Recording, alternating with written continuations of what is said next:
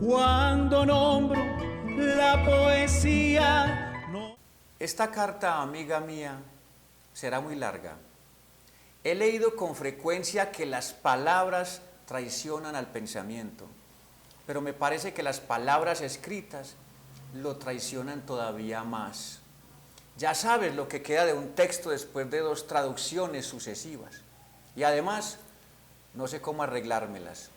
Escribir es una elección perpetua entre 1000 expresiones de las que ninguna me satisface y sobre todo no me satisface sin las demás. Yo debería saber, sin embargo, que solo la música permite la coordinación de los acordes. Una carta, incluso la más larga, nos obliga a simplificar lo que no debiera simplificarse. Nos expresamos siempre con tan poca claridad cuando tratamos de hacerlo de una forma completa. Yo quisiera hacer aquí un esfuerzo, no solo de sinceridad, sino también de exactitud. Estas páginas contendrán muchas tachaduras, ya las contienen. Lo que yo te pido, lo único que puedo aún pedirte, es que no saltes ninguna de estas líneas que me habrán costado tanto.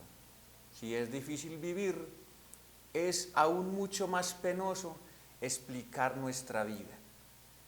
Este es el primer párrafo con el que empieza Alexis de Margarita Yourcenar, y el invitado de hoy, nuestro amigo Danilo, que él ya mismo se va a presentar, va a ser el encargado de contextualizarnos más sobre este personaje, Margarita Yourcenar, esta escritora, y también de esta obra que se llama Alexis, la cual vamos a compartir el día de hoy con ustedes, Danilo.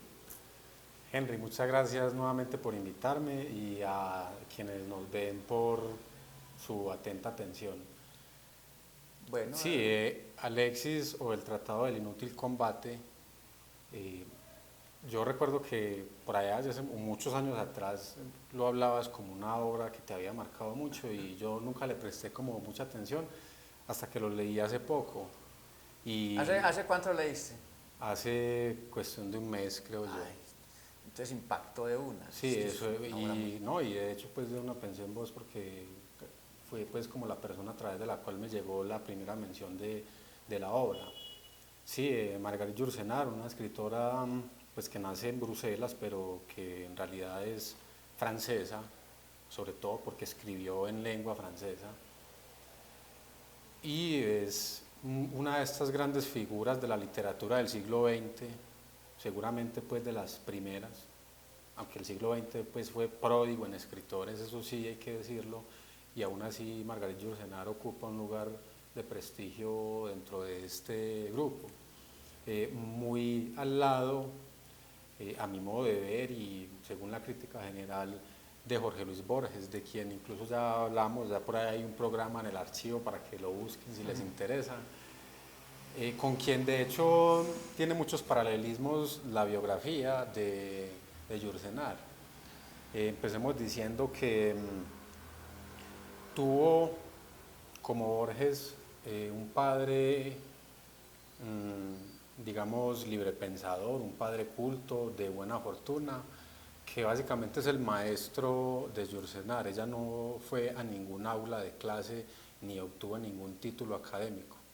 Todo fue autodidacta y lo que le enseñó el padre, que no fue poco, el latín, griego, era el que le pasaba los libros, fue quien le suministró, digamos, los recursos para sus primeras publicaciones, y ahí sí pues es casi que calcado de lo que pasa con Borges y con su padre también, que también le da el dinero para que Borges publique su primera obra, también es uno de sus grandes maestros, que en el caso de Borges es más la madre la que forma a Borges, en el caso de Yourcenar, el padre. La madre muere de cáncer, no muere de cáncer, muere por complicaciones del parto. O sea, de hecho muere a los pocos días de nacer Yourcenar. Ah, fue mamá. Entonces, digamos que, bueno, le queda el padre y le queda la fortuna del padre, que básicamente es la que le permite a ella poder vivir, porque literalmente vive de la fortuna, vive de la herencia que le deja el padre. Esto le permite, pues obviamente, no tener que trabajar y poderse dedicar a una de sus grandes pasiones, que fue viajar por todo el mundo y particularmente por Grecia, de quien diría después que es su patria espiritual. Yo encuentro acá un nombre de nacimiento de ella. Sí. Marguerite Klinewerk de Krayencourt. Ah, sí. Está muy difícil de pronunciar. Sí, ¿Hay dónde inventó el otro nombre o qué? De hecho, el Yursenar, sí, eso hay que decirlo, el Yursenar es un anagrama de ese apellido raro, que un anagrama pues es una composición que se hace usando las mismas letras, excepto la C. Sí, ella, de resto están todas. Yursenar, sí señor. Y eso inclusive lo hizo, digamos, conforme con el padre, y ella decide seguirse firmando con ese apellido, o sea que pasa a ser casi que su apellido propiamente dicho. Sí, maravilloso. Aquí hay una particularidad de ella, porque aparte de que escribe novela, también es dramaturga, también escribe poesía, y fue traductora francesa. ¿Qué más nos puedes contar de ella? Sí, premios que ella recibió por... Sí, bueno, habría que aclarar que el programa, y ya se dijo, es sobre Alexis, es sobre esta pequeña novela, no propiamente sobre Yursenar, porque hablar de Yursenar es meternos en un terreno, como se dice, ancho y ajeno. Es un terreno ancho y ajeno, es una autora de la que se puede hablar demasiado, y sus obras pues abarcan infinidad de temas, desde lo oriental, que le apasionó mucho, la astrología, la filosofía antigua, Grecia, etc. Entonces, ¿qué más podemos decir de datos, digamos, fundamentales para ¿algún entenderla? premio importante? Ella, pues, yo diría que el mayor reconocimiento de Yursenar es que Ella fue nominada. fue la primera mujer que fue aceptada en la Academia Francesa. Y eso ya es mucho decir. Y ella inclusive reemplaza en la Academia Francesa a Roger Calois, que fue también particularmente traductor de la obra de Borges al francés, pues como para más paralelismos con Borges y Yursenar. Ellos inclusive se alcanzaron a conocer, Borges y Yursenar, en 1986, a los pocos días de morirse Borges en Ginebra. Ellos se lograron conocer, y se cuenta pues la anécdota de que Yursenar le preguntó a Borges, ¿cuándo vas a salir del laberinto? Y Borges le respondió, cuando salgan todos de él, algo así. Y eso fue a los pocos días de Borges fallecer. Es un gran regalo para la literatura y para la humanidad que estos dos personajes se hayan alcanzado a conocer, se admiraban mutuamente, y sus obras tienen mucha similitud. Pero bueno, sí, bien, porque vos tenés toda la razón, Danilo. Nos convoca hoy es hablar de una obra de Yursenar, que es Alexis. El Alexis. Esa obra aparece también con un subtítulo, Alexis o el Tratado del Inútil Combate. Habría que empezar tal vez hablando de por qué ese subtítulo que ella le da, de por qué un Tratado del Inútil Combate, cuál es un combate inútil, de qué trata esa obra, Danilo. Sí, o sea, el combate inútil es el que el personaje, digamos, asume al ocultar su verdadera condición. Y aquí entramos en otro tema fundamental para entender a Marguerite Yourcenar, y es que ella era homosexual. Entonces, obviamente, hay un contenido autobiográfico pues altísimo. Esta es su primera novela.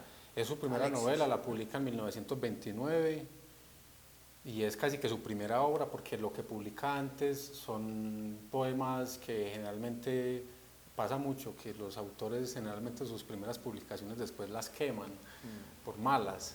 Entonces la primera obra, digamos, que aparece en el canon de Yourcenar es Alexis o el Tratado del Inútil Combate. Entonces, esto es una carta, como lo decías ahorita, es una carta larga, es una obra que como carta es muy larga, pero que como novela es muy corta.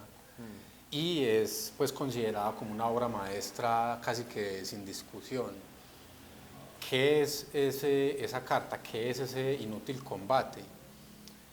Es este personaje que siendo homosexual decide ocultar esta condición, casarse con una mujer y claro, pues obviamente eso le implica muchas frustraciones, muchos conflictos internos que llega un momento en el que ya digamos se libera, ¿sí? Entonces ese es el inútil combate. Él sale del closet con esta carta. Básicamente es salir, sí. Y Yourcenar también, porque ella prácticamente está contando también esa problemática con la que también vivió toda su vida, porque son condiciones sexuales, y en esa época donde era un tabú esto de estas relaciones homosexuales. Entonces, cuando yo leí, que pasa es que está muy bien escrito, Sí. uno podría decir que Alexis es una carta escrita en versos, porque tiene muy buen manejo de la imagen,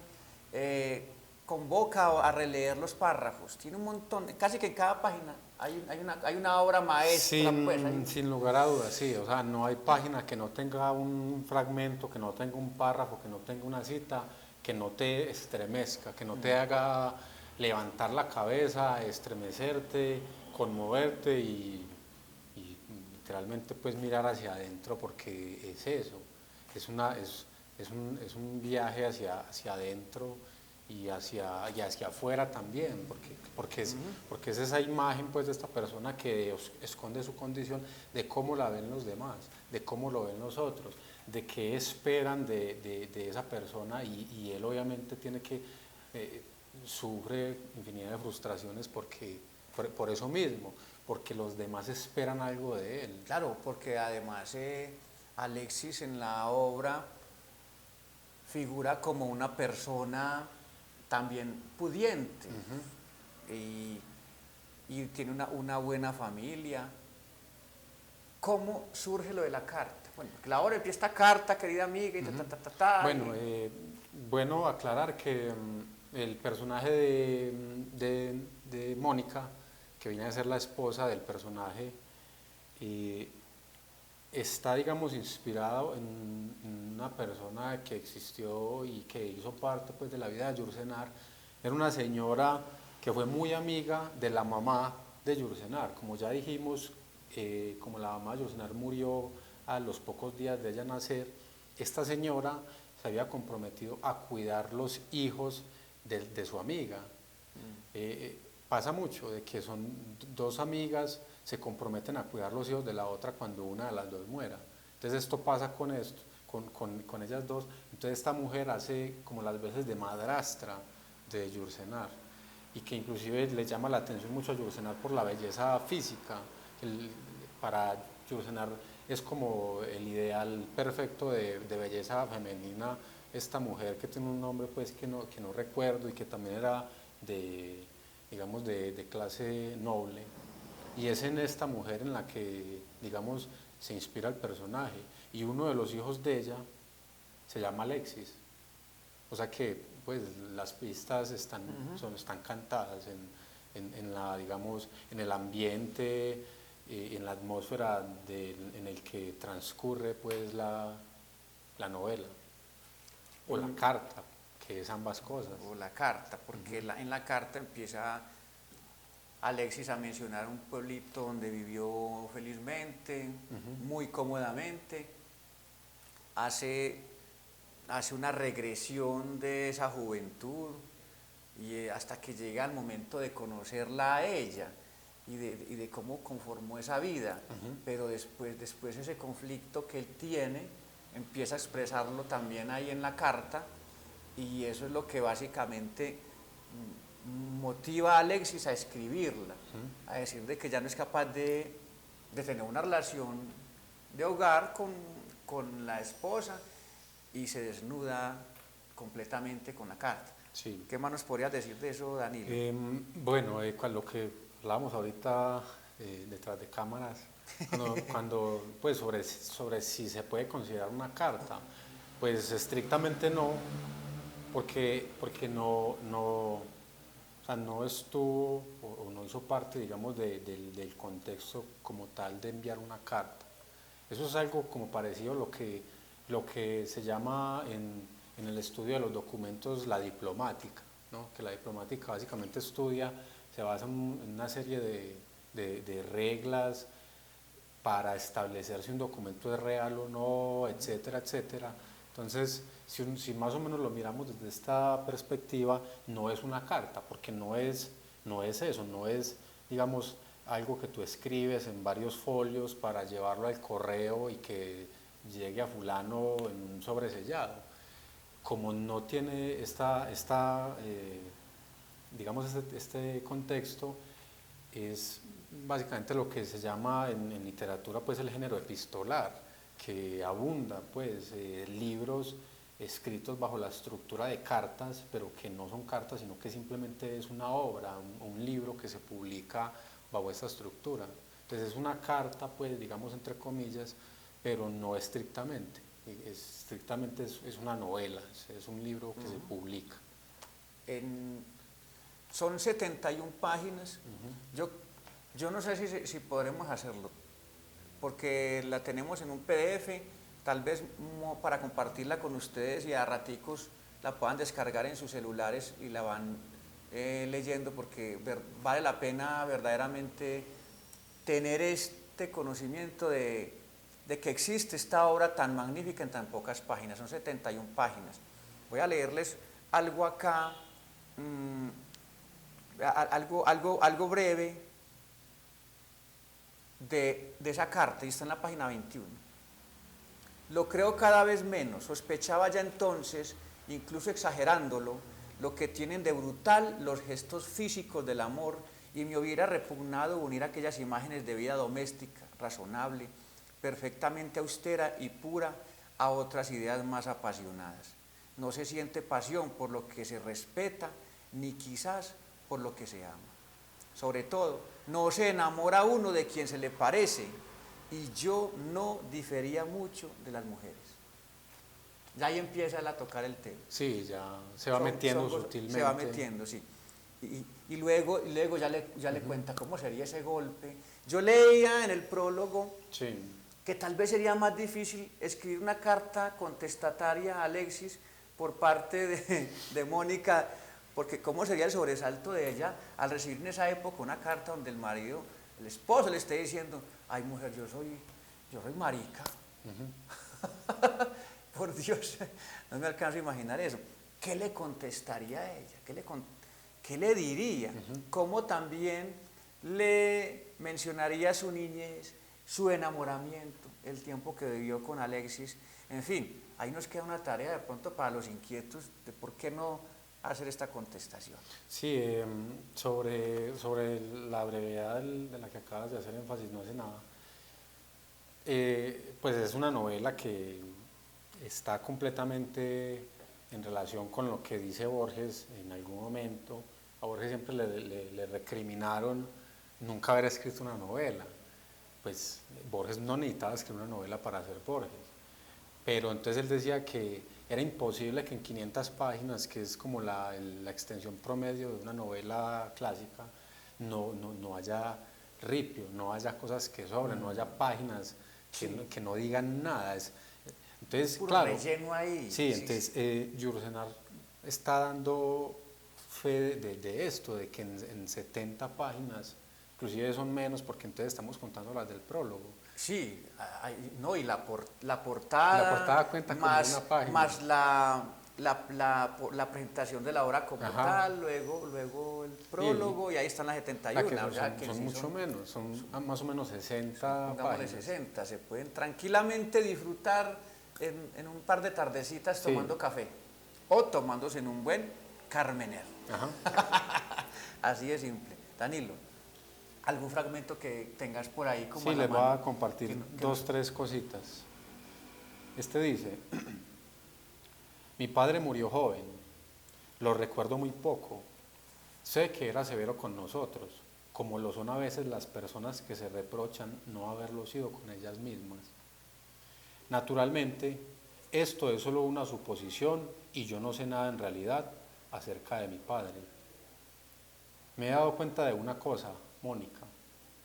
Dicen que en las casas viejas siempre hay algún fantasma. Yo nunca vi ninguno y, sin embargo, era un niño miedoso. Quizás comprendiese ya que los fantasmas son invisibles porque los llevamos dentro. Pero lo que hace que las casas viejas nos resulten inquietantes no es que haya fantasmas, sino que podría haberlos. A buscar otro de la misma, este me encanta, dice: no veo por qué el placer tiene que ser despreciable por ser solo una sensación, cuando el dolor también lo es.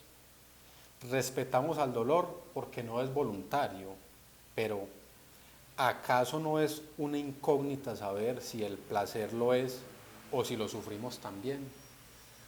¿No? Y así, cada página, Sí. página te encuentras un fragmento que te da 3 vueltas, como Sí, sí, decimos. sí. Muy, Sí, muy filosóficas, definitivamente. con invitación a la reflexión, a la relectura, que es de esas cosas que tanto nos llaman la atención de Yourcenar, y también en estos días era que mencionaba yo, un autor se me fue, un Nobel, este que fue Nobel ya muy anciano, que empezó a leer cuando estaba viejo, a escribir cuando estaba viejo, pero me olvidó. No sé cuál será. En fin, que Saramago, José Saramago. de Saramago, que uno lee un párrafo y uno, este man no. Entonces una obra la lee uno 2 o 3 veces porque uno relee y relee de esas cosas tan maravillosas que se le ocurren para compartirle a uno, o sea, cuánto tiempo se demoran puliendo un párrafo de estos. Por eso estas 70 páginas, 71 páginas, vale la pena que ustedes las descarguen, se les van a colgar en un link en Tampaisa, en la página de Tampaisa, para que ustedes puedan abrirla y ojalá la leyeran. Y después algún comentario por ahí sería maravilloso que surgiera de la lectura de esta obra maravillosa. Ojalá. Es maravilloso. Ojalá que sí. Leer a mí, Alexis, me recuerda mucho uno de los principios de la libertad de prensa, pensada pues y diseñada por Benjamin Franklin en el contexto de la Revolución Norteamericana, que básicamente dice que uno puede escribir lo que quiera. Ese es el principio de la libertad de prensa. Uno puede escribir lo que quiera, pero tiene que escribirlo bien. Entonces usted puede insultar de la forma más baja a la persona que usted quiera sin que posiblemente no se dé cuenta. O que sea agradable, que sea un insulto que inclusive sea agradable recibirlo, porque es cómo se dicen las cosas, cómo se da el enunciado. Ese es el mérito del escritor, ¿sí? De que vos puedes decir, sí, no, es que yo soy homosexual, o lo que quiera, y ya, y me voy de acá, en fin, eso lo dice, digamos, cualquiera, pero solamente el escritor y únicamente el más dotado es capaz de decir, en una carta como estas, me equivoqué, oculté mi verdadera condición, me arrepiento, me voy, etc. Y algo que aparentemente es tan duro, un mensaje de estos, es duro para él, es duro para el que lo recibe, es duro para uno que lo lee, es al mismo tiempo una obra maestra, una obra de arte, una obra estética, de placer. Entonces, efectivamente, la reflexión es de cómo se dice lo que se dice. Así es. Danilo, nos quedan ya pocos minutos para terminar. ¿Tenés algún otro fragmento para compartirnos? Yo acabo de encontrarme acá, porque estoy ahí, songo sorongo, mirando a Abuelo de Pájaro, donde recordaba yo alguna frase que me inquietara. Y por aquí hay una parte que le escribe en la carta, pues, Alexis a su esposa, de aquí la trata de amiga mía. Ajá. Amiga mía, vivir es difícil. Ya he edificado bastantes teorías morales como para no construir otras y contradictorias. Soy demasiado razonable para creer que la dicha solo yace al borde de la culpa. Cosa tan bella. Y el vicio, no más que la virtud, no puede dar la alegría a los que no la llevan dentro. Solo que incluso prefiero la culpa, si de culpa se trata, a una denegación de mí tan próxima a la demencia. La vida me ha hecho lo que soy, un prisionero, si se quiere, de instintos que yo no he escogido, pero a los que me resigno. Y esta aceptación, espero, a falta de felicidad, me procurará la serenidad. Amiga mía, siempre te he creído capaz de comprender lo que es más difícil que perdonar. Qué cosa tan dura. Este está dedicado a vos porque por ahí me han dicho, pues, en el bajo mundo. ¿Y yo también soy gay? No, no, peor. No, algo peor. Sí, me han dicho que sos poeta. No joda. Bueno, Entonces, sí, está peor eso. Sí, definitivamente. Dice el fragmento: hay mucha verdad en los sueños de los poetas, pero no toda la vida está contenida en ellos. La vida es algo más que la poesía, algo más que la fisiología e incluso que la moral en la que he creído tanto tiempo. Es todo eso y es mucho más. Es la vida, es nuestro único bien y nuestra única maldición. Sí, señor. Y un comentario final, y es que nosotros tenemos el placer, digamos, de leer a Yourcenar en nuestra lengua castellana por una señora que se llama, o se llamó, Emma Calatayud primero, aunque no encontré mucha información al respecto.